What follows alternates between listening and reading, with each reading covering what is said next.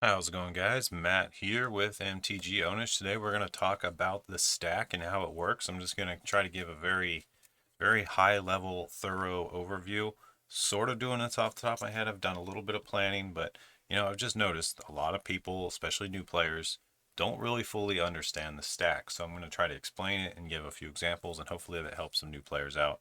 I just see a lot of people really ruin their own game or their play or lose games based on not understanding the stack. So I just want to do a video that helps people out. But first, we have a giveaway to do because this is finally the next video. Looks like we have 3 entries, 3 people getting any card from this box opening that they want. I see 3 entries. Domhnall Moonster, Ragefire was the keyword, Ryan, and Sean. So you 3 are the 3 in the running. Yeah, I'm just going to do this all in one take. I don't really have a great system for doing this. I think I'm just going to switch it to this cam here. I'm going to look down at my table here. I've got this dice. So 1 and 2 is Domhnall. 3 and 4 is Ryan. 5 and 6 is Sean. And you're going to have to message me on Twitter or something so we can, I don't know. Some of you, I know your stuff, but if I don't know you, just message me somewhere. I'll send it out to you along with maybe a few special things. All right, here we go. Good luck. Oh, okay. All right, it went off the camera. I'm not going to touch it. I'm just moving the camera over. What do we get? We got a 4. All right, so that's Ryan. Ryan, you win. Congrats. Any card out of that box opening that you want is yours. Just let me know. I'll get it to you. Congrats. All right, let's talk about the stack now. Now, specifically doing no cuts so people don't know I cheated. Don't think I cheated this thing or whatever. I don't know if there's any perfect way of doing that, honestly, but I'm being honest. And those of you that know me know that I'm generally specifically against cheating and all that. So I just wouldn't, but, not that that means anything to some random person who finds me on the internet. But I'm not the type of guy. You'll learn that eventually if you get to know me. All right. So the stack. How does the stack work? Now, in order to talk about the stack, we're going to have to talk about turn order, priority, and I guess those are the 2 things that come to mind. Turn order and priority are super important when it comes to the stack because the way the stack works is basically anytime you activate an ability, anytime an ability gets triggered, or anytime you cast a spell, it goes on the stack. So what is the stack? It's basically where things resolve. So when things fire off in this game, there's generally a chance to respond. So your opponents get a chance to do stuff before it happens. So, when someone plays that big bomb, someone plays some devastating thing or is going to do something, um, you don't have to like immediately say I lose. It goes on the stack. Everybody gets a chance to respond. Priority goes around. Priority meaning that, when you have priority, you have a chance to put stuff on the stack. So when do you get priority? Well, it goes around the table in turn order anytime something tries to resolve off the stack. And once it resolves, it's too late. You can no longer respond. But once it's on the stack and hasn't resolved, you've got a chance. Priority goes around in turn order. That's very specific. I see a lot of people like try to jump the gun, skip their priority and just like try to put stuff on the stack when they don't have priority, or the people that have priority before them haven't passed. There's all kinds of like messy scenarios that people create because they don't understand this. And I'm going to be honest, it really annoys me. It bugs me when I see people do this or I'm playing in a group. I'm just like, stop. What are you guys doing? you know, let's play the game correctly. All right. So that's just what I want to try to explain to the best of my ability here. I've got some sample cards. All right. I think I got to turn off my green screen. I'm going to turn my camera down like this. All right. So we can see some cards. And I'm going to turn off my green screen. So specifically doing no cuts just for that giveaway thing. So I got to do a little editing, turn off the chroma key. Okay, that way it doesn't actually mess up these cards. Let's just do a little zoom in here. All right. So for example, let's say, we're going to ignore the factor of mana, and we're going to ignore the factor of, I don't know, mainly mana. We're going to assume that all these spells I play here, we assume we have mana, because paying the cost for things, now this is important too, paying mana costs or whatever costs on a card. Some cards have specific costs in the text box. That does not use the stack. That's a special resolution. Paying for things. You know, when you tap a land for mana, the mana doesn't go on the stack. It just, you use it. So that's different. So that's kind of important to know. Not everyone knows that. Let's see here. How are we gonna do this? I guess like this. This is probably good. Nice black surface with a few crumbs. Don't mind the crumbs. All right. So let's say I want to pick a few things here. Let's put a few creatures into play. Or let's say, you know, let's assume there's 2 players. All right. We'll say this up here area is a player and this down here is a player. All right. So it's kind of a dividing line you're going to have to imagine. All right. And we're going to just kind of make up some scenarios. Let's say someone plays a card here. Let's say someone plays, and I'm just going to make up a bunch of stuff for samples of making stacks. All right.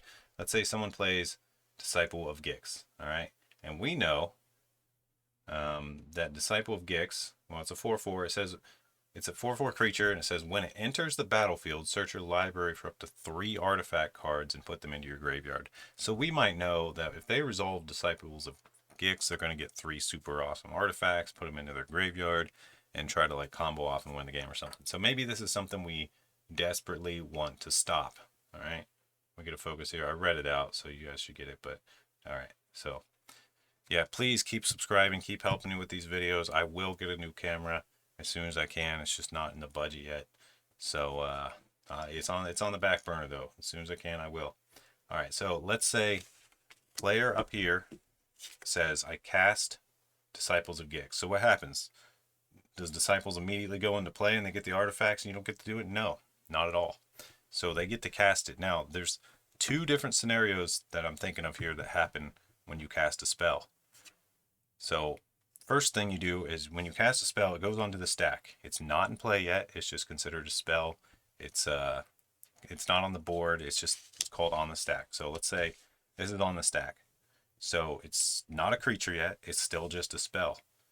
And when you're the active player and you cast something like this, you get to make a choice of attempt to resolve the stack or hold priority. If you hold priority, you can add to your own stack before anybody else can do anything. That's super important because that's often relevant for combos. You might put something on the stack and you don't want to resolve it yet. You might say, I'll hold priority and you'll do more stuff. You'll add to the stack.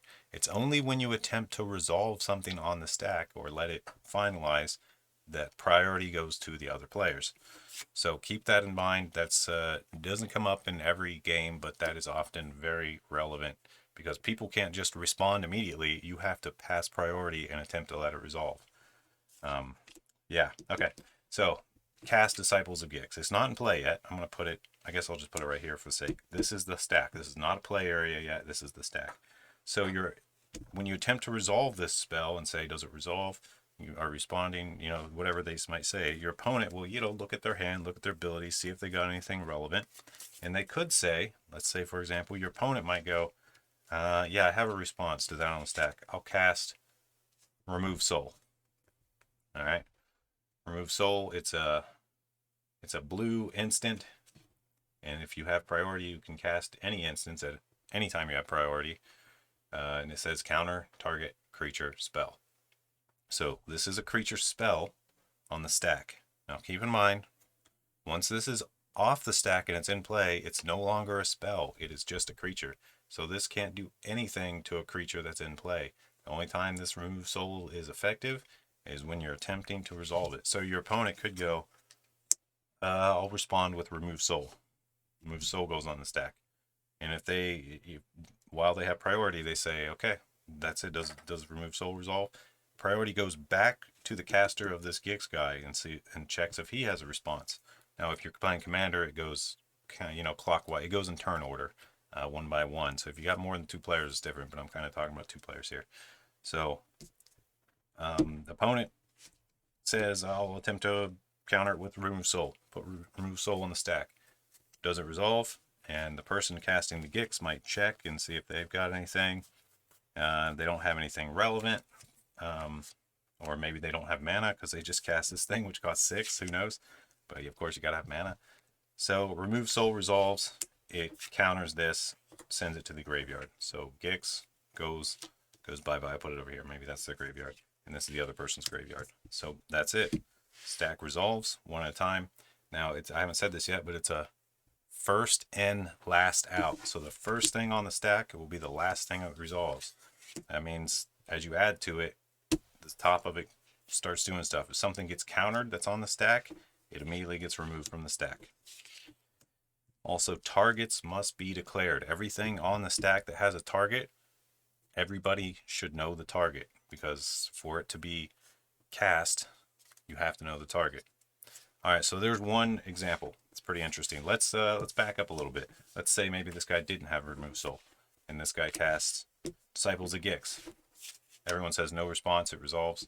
So it comes into play. Now when it comes into play, there's another trigger. There's a triggered ability. When it enters the battlefield, that means it's a trigger. Search. So as it enters the battlefield, that ability goes on the stack. The search for 3 artifacts goes on the stack. And there is another chance for people to respond. So, that's why you don't panic when people cast spells. You have chances. So as this person attempts to resolve that, they could say I hold priority when this is on the stack and add to that stack with the search on the bottom. Or they could say I'll attempt to resolve it and start searching their library. But first, before they resolve it, priority goes to the other players. So they might have something. Maybe someone it's unlikely that someone's going to respond to that part, but maybe someone could have something like, I don't have the card with me, but surgical extraction or something, which can potentially remove stuff from people's libraries. And, there's things that are relevant is the point. But that's going to be a hard one to interact with in general. There's also things that say counter target ability. And this is an ability. So, for example, the card Stifle. I don't have it in my hand here. Stifle is a magic card, sort of like Remove Soul, except it says counter target activated or triggered ability. So it could counter something like this ETB effect. So it's not necessarily going to 100% go off just because the Disciples of Gix resolved and hit the table. It's still got another thing that's got to go back on the stack and attempt to resolve. So you might notice or understand that when there's only one thing on the stack, the first in, last out isn't super relevant. It's one thing, it's going to go off. It's when there's multiple things that starts mattering. All right, let's find some other scenarios here. Let's talk about Cascade. This is kind of a specific rule case. This is a creature with Cascade. Cascade has a bunch of words on it. I guess I'll just read it out to you since this thing isn't focusing. Cascade says, when you cast this spell, exile cards from the top of your library until you exile a non-land that costs less. You may cast it without paying its mana cost. Put the exiled cards on the bottom of your library in a random order. Okay, so Cascade, when you cast this spell or anything with Cascade, this creature spell goes on the stack. Not in play yet, on the stack. Cascade triggers while this thing is on the stack, and Cascade goes on top of this. So Cascade will resolve first. But of course, before you resolve Cascade, you have to pass priority and try to let it resolve. So other players will get a chance to do stuff even before this Cascade. And then once the Cascade resolves, it's in theory going to cast a spell.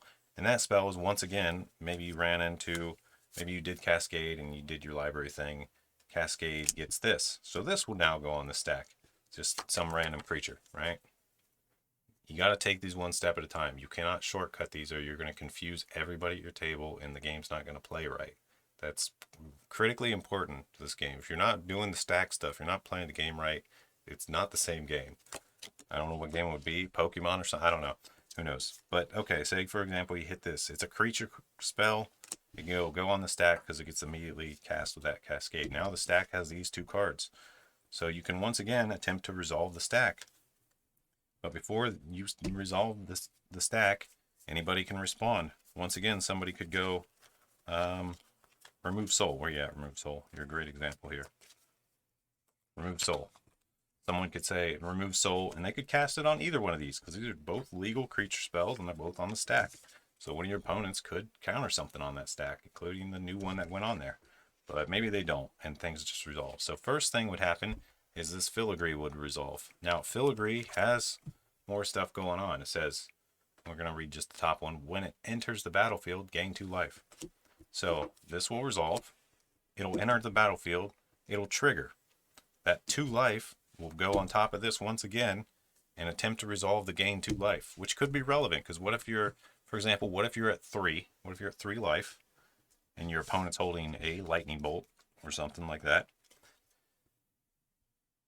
and they attempt to gain life? You can respond to that life gain and kill them before, if you get them to 0, it's a state-based effect at that point, and they won't get a chance. If you die, everything on the stack gets removed because, you know, all your stuff gets removed when you die. So just for example, you could, you know, since this 2 life goes on the stack, it could be relevant. Maybe not in this example, but it happens. So that 2 life gain would also resolve. And then finally, boarding party would resolve. So notice there that we cast 1 spell. It kept adding stuff to the stack. As more stuff resolved, more stuff went back on the stack. So you got to really pay attention to what's going on in the stack. There's only 1 stack. There's only 1 stack to keep track of. It's not like there's multiple stacks. So this is about as complicated as it gets right there. And there you go. So there's an example. Let's find another one. Let's find another interesting example. Let's say, let me find something here. Let's say you got this dude in play. Let's say a player has this electrostatic infantry. It's a 1/2 trample little dwarf wizard. Whenever you cast an instant or sorcery spell, put a +1/+1 counter on electrostatic infantry. Now, this whenever you cast is a trigger, so triggers go on the stack. Say you have this in play. Maybe this guy down here has electrostatic infantry, right? And they say, all right, we're going to have some fun. Maybe we're going to buff it up. Maybe they're going to cast this on it and attempt to swing for a bunch of damage. This is just a little buff, Strength of the Coalition, kind of a random card I picked up. Target creature you control gets +2/+2 until the end of the turn. If the spell was kicked, put a +1/+1 counter on each creature you control. But it's 1 green mana. Maybe they didn't do the kicker. They just did the 1 green mana. Maybe your opponent went, okay, I'll attack. No one responds to any of the attacks or anything because, okay, as you go through phases, people get priority as well. So if you say moving to attack phase, before you move to that attack phase, priority goes around the table. So that's important to know. Anytime you move through any phase, priority goes around the table. You have to have priority to cast stuff. I see people, okay, I'm gonna pause on this example for a second. I'm just gonna say a pet peeve. I see this happen so often, and it annoys me to no end. Okay, so sometimes people see a creature enter the battlefield that they really don't want on the battlefield. They really hate it. Like, I don't know, maybe some big praetor or something. And what they want to do is they want to kill it instantly. But you can't because you need priority to cast your instants and stuff. So, for example, say you attempt to cast this big Djinn. Kind of another, it's just a 4/4 flyer with some special triggers when you cast instant sorceries. Maybe this is super scary. So you cast it, they can't do anything about it on the stack, so it enters the battlefield. Maybe on this guy's side. So they only got priority when it was on the stack. And now once it hit the field, if there were triggers that people could respond to, then they would get priority. But if there's no triggers happening as something enters, priority is still on the active player. So as soon as something enters, if it doesn't have any triggers or anything else going on the stack, some other player can't go, oh, I'll kill it right away. You can't. You need priority to be able to cast, because I see that a lot of times. People go, oh, a terror or Swords of Plowshares right away. You need to wait a second. You need to wait until priority comes to you, which means either the active player needs to put something else on the stack and attempt to resolve it, or they need to move through phases. That's when you get priority back to you. Hope this is all making sense. But if not, you know, there's a lot of resources to help explain it more, or you're welcome to ask in the comments or ask me. I'll try to explain more. All right. But that's just another thing I see all the time that is just flat out wrong, that it doesn't work like that. So important to know. All right. So back to the other example. Just wanted to get that out there, that you need priority before you can instant kill things. You can't just cast it when you don't have priority. Okay. So say someone has this out. They go to their attack phase. Everyone passes on priority and go into attack phase, no effects before it taps. Then they declare their attackers. They'll declare this as an attacker. Maybe opponent says no blocks or whatever, and it's going to do some damage. And then the active player, before damage, there's phases of the attack step, so everyone gets priority as the phases of an attack step go, because there's enter the attack, declare attackers.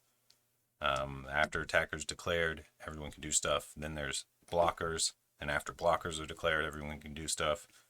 And then there's damage, and that's it. If you've passed all the way up till damage, there's nothing you can do. You're taking the damage. All right, so maybe they wait till after blockers, no blockers declared, and then the active player goes, I'll cast Strength of Coalition on this guy. So what happens when the active player casts this? Strength of Coalition goes on the stack, and then, well, this guy has a trigger too. Whenever you cast an instant or sorcery, put a +1/+1 counter on electrostatic infantry. Sorry about the focus, you know what it does. All right, so you cast this targeting your electrostatic, but also, since you cast an instant or sorcery, this +1/+1 thing will go on the stack on top of this thing. So there's now two things on the stack. I don't have anything to represent it. Let's represent that +1/+1 counter with this face down card. All right, so there's two things on the stack from this cast. The spell itself and the thing it triggered goes on top. If there are multiple triggers, if your opponent has a trigger, they go on the stack in order of priority. You get to choose your own what order they go. So if my opponent had some, they would once again, my opponent's stuff could potentially go on top of this too if they had triggers from this. But say they don't have any triggers in this case. But just wanted to at least mention that. All right, so then you attempt to resolve the stack. Now, your opponents get a chance to do stuff. Now, what you might notice here is this is currently a 1-2. But after this stuff resolves, after these resolve, it's going to be way bigger. So your opponent might have a limited time to interact with this. So once these resolve, it's going to be huge. Maybe they have this card sitting in their hand and just enough mana to cast it. Deal Gone Bad. It's a 4-mana instant that says target creature gets -3/-3 until the end of turn. Target player mills 3 cards. So your opponent would definitely want to respond, right, while they could still kill it. Well, this could resolve and put the +1/+1 counter on and make it a 2/3. Still killable, but maybe you want to be extra safe and do it even sooner. So maybe, let's say your opponent casts, okay, at this point, this guy's tapped because he's attacking. I'll put Deal Gone Bad on the stack, targeting this electrostatic with the -3/-3 and targeting myself with the mill. You can target whoever you want with the mill, but this has two different targets, notice. So they would say they put that on the stack, targeting -3/-3 here and milling themselves. People love to mill themselves. Or you could mill your opponent if you want. It depends on your deck or what you're doing. So they would attempt to resolve this. A priority would go back to the other player and say, all right, you got anything before Deal Gone Bad resolves? And they may or may not. They might have spells. Let's, in this case, just say they don't. And this would be this is called a blowout usually, or a 2-for-1, because you're essentially stopping this thing and this thing with one spell thanks to how you interacted with the stack very carefully. Because this would resolve, right? Deal Gone Bad resolves, goes to their graveyard, kills this.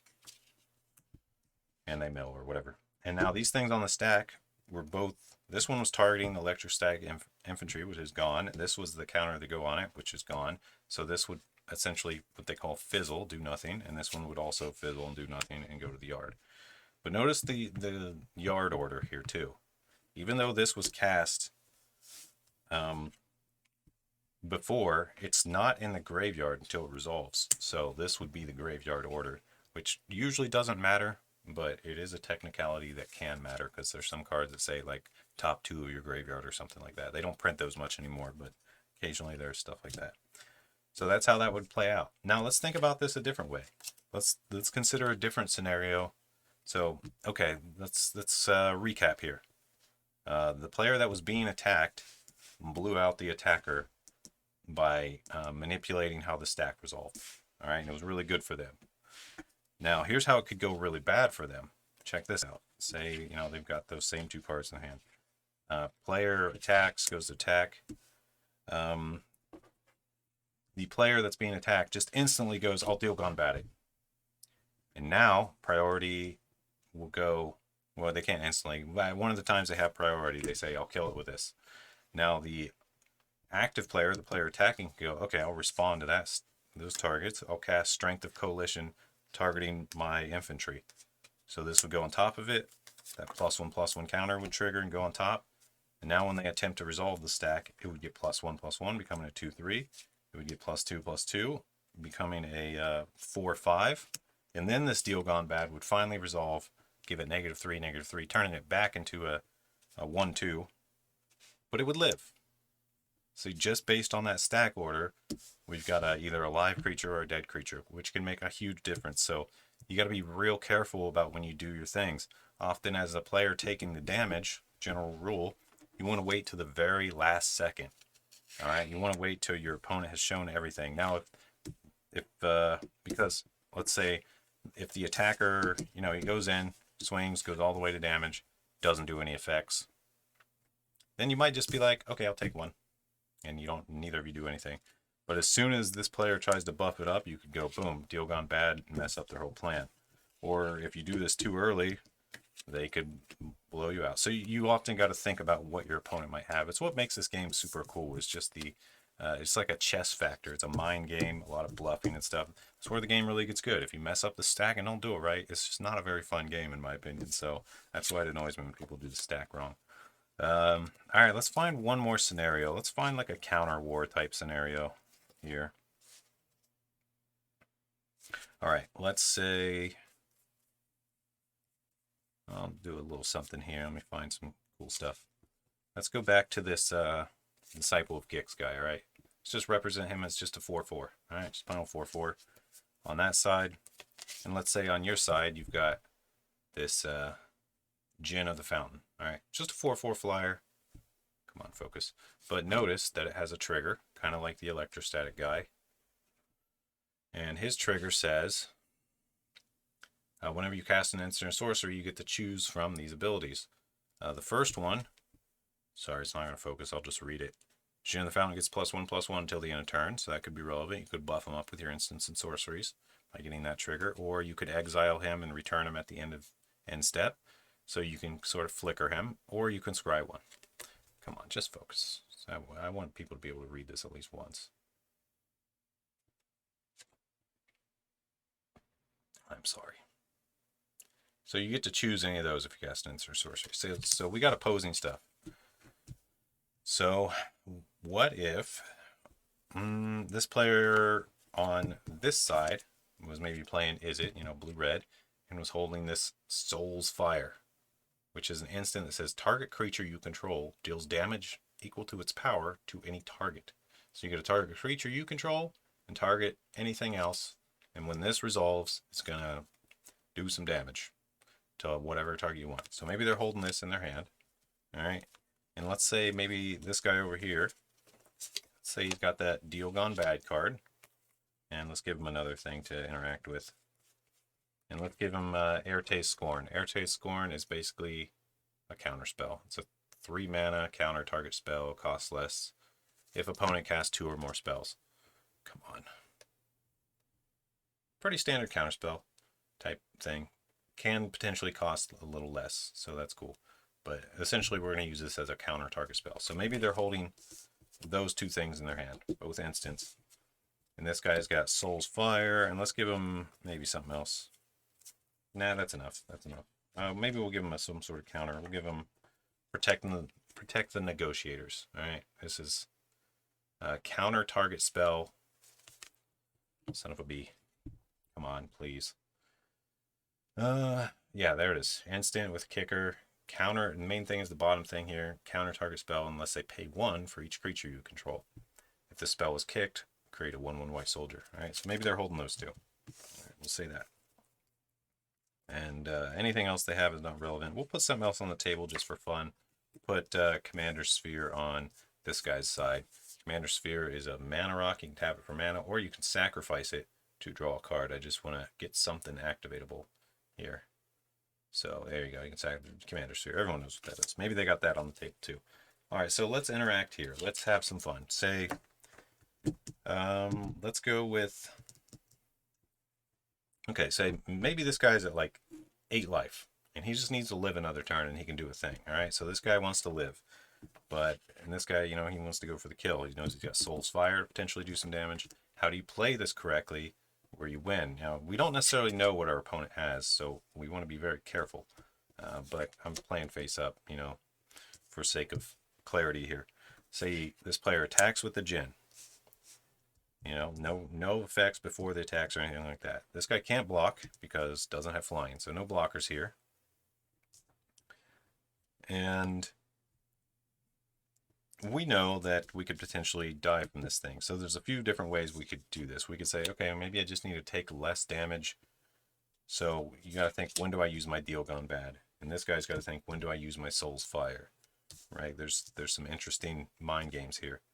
Because if we need to get 8 damage in, we could think, okay, we could just Soul's Fire, and that would, he would get the trigger and pump himself up, and then it would resolve and do like at least 5 damage. That's pretty good. That's enough. That's more than 8. But how do we do this in a way? So this guy would probably go, well, I guess I'll say, I'll just take it. I'll take 4. So then this guy goes down to 4 life. All right, I don't have dice to represent it here, but I guess I have my 1. 4 life.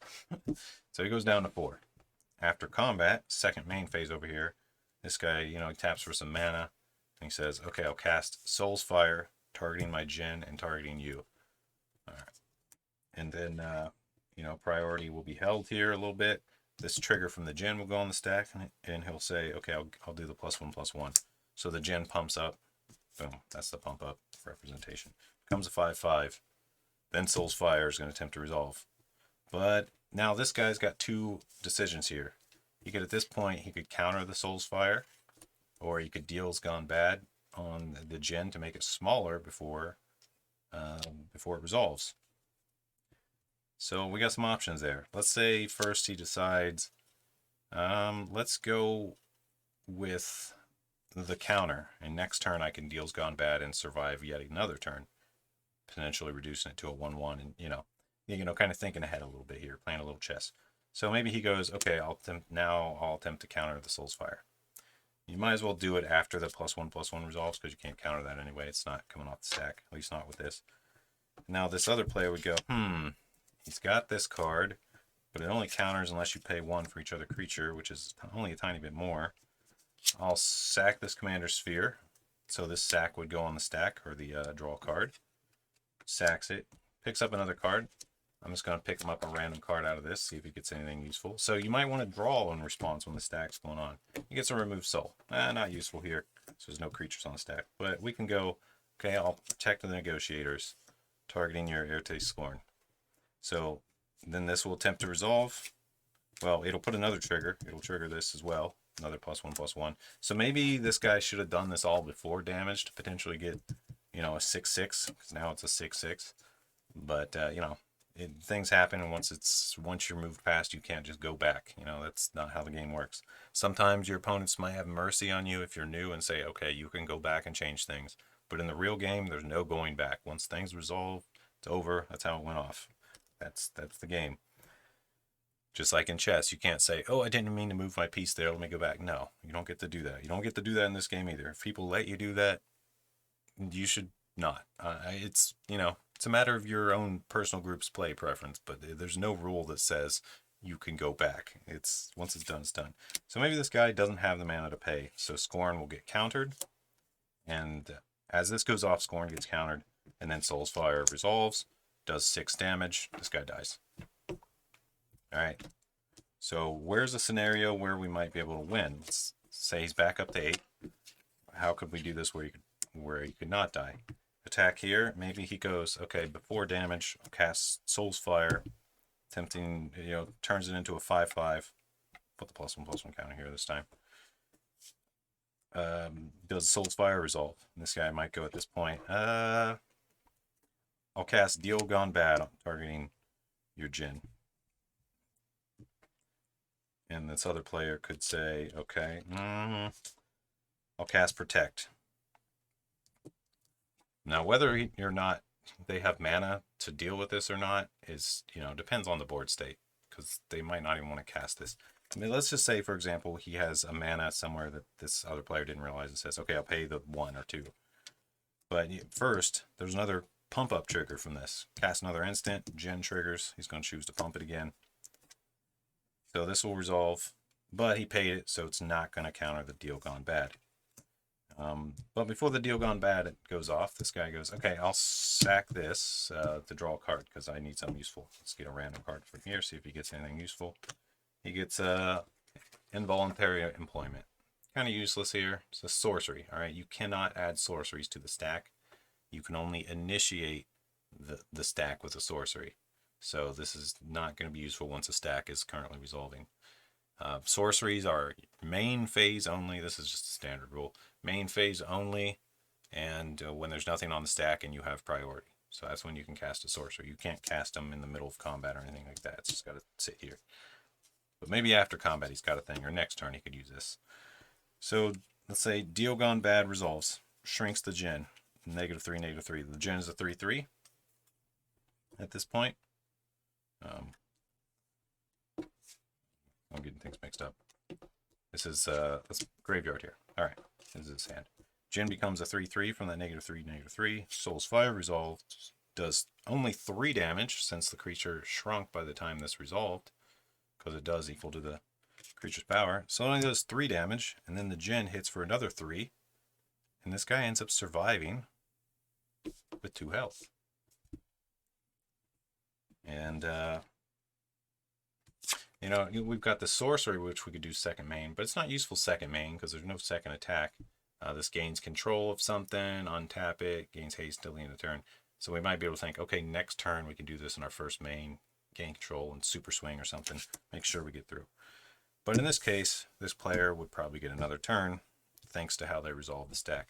All right, I'm going on for a long time here. I think I've explained about everything I want to explain. Of course, there's always more. This can get as complicated as you think. I'd highly recommend checking out. There's a lot of good CDH channels that often explain the stack pretty well too as it resolves. So maybe some of those. Playing with Power is a good one. Check out Playing with Power. They often have really complicated stacks in their game. And, you know, if you didn't understand that at all, maybe after watching this you will. But it could be great practice for your knowledge. Or, you know, just let us know if you have questions, I guess. All right, thanks for watching. Hopefully this makes the stack a lot more manageable in your games and stuff. And helps you understand the game of Magic: The Gathering. Super fun game. Yeah, especially if you play it right and know all these little critical rules. It's like 3D chess or 4D chess or something. I don't know. You tell me. All right, I appreciate you guys. Don't forget to, you know, like the video and subscribe and all that stuff. Help me keep going. Help me get a better camera and help me keep producing videos. It would mean a lot. Appreciate y'all. Take care. Peace.